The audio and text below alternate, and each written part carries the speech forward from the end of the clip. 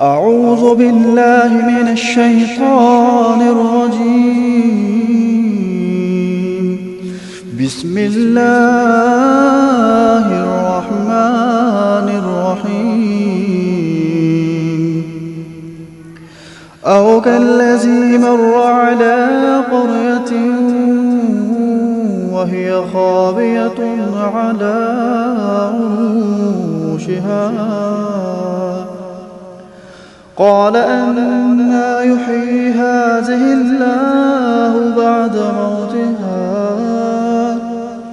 فأماته الله 100 عام ثم بعثه قال كم لبثت؟ قال لبثت يوما أو بعض يوم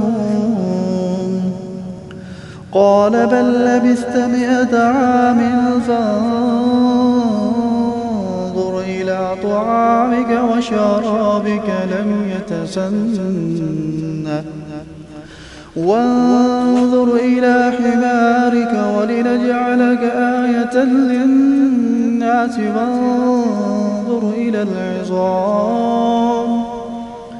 وانظر إلى العظام كيف ننشزها ثم نكسوها لحما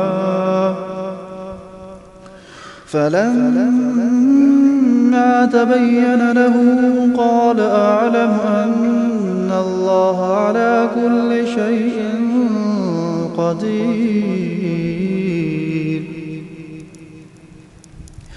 وإذ قال إبراهيم رب أرني كيف تحيي الموتى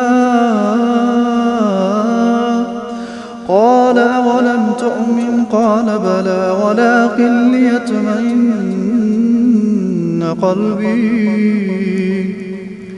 قال فخذ 4 من الطير فصرهن إليك ثم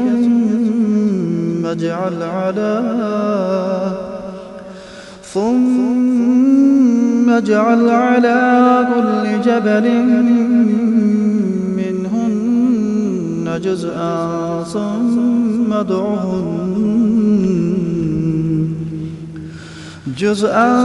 ثم ادعهن يأتينك سعيا واعلم أن الله عزيز حكيم. مثل الذين ينفقون أموالهم في سبيل الله كمثل حبة أنبتت 7 سنابل في كل سنبلة 100 حبة والله يضاعف لمن يشاء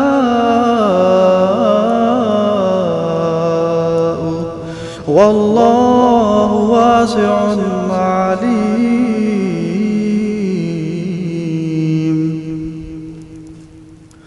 الذين ينفقون أموالهم في سبيل الله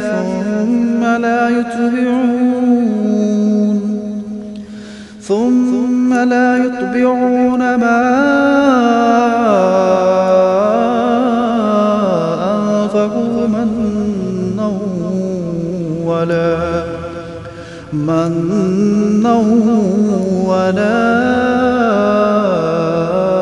أذى لهم أجرهم عند ربهم ولا خوف عليهم ولا هم يحزنون. قول معروف ومغفرة خير من صدقة يتبعها أذى والله غني حليم.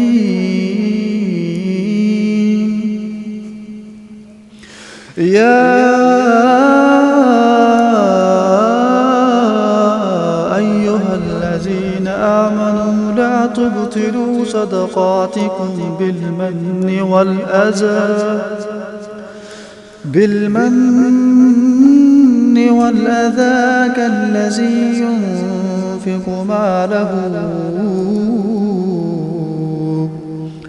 كالذي ينفق ماله رئاء الناس ولا يؤمن بالله واليوم الآخر فمثله كمثل صفوان عليه تراب فأصابه وابل فتركه صلدا لا يقدرون على شيء مما كسبوا والله لا يهدي القوم الكافرين ومثل الذين ينفقون أموالهم ابتغاء مرضات الله وتثبيتا من أنفسهم كمثل جنة بربوة أصابها وابل فآتت أكلها ضعفين فإن لم يصبها وابل فطل والله بما تعملون بصير.